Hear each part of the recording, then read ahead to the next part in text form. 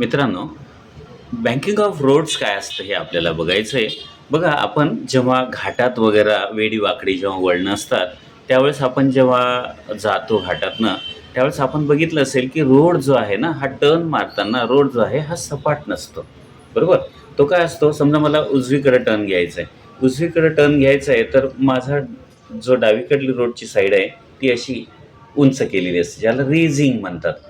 की right turn घेताना left side जी आहे ती थोडीशी उंच असते आणि जर मला लेफ्ट साईडला जायचं आहे तर माझी राईट साईड जी आहे ती थोडीशी अशी रोडची टिल्ड झालेली असते.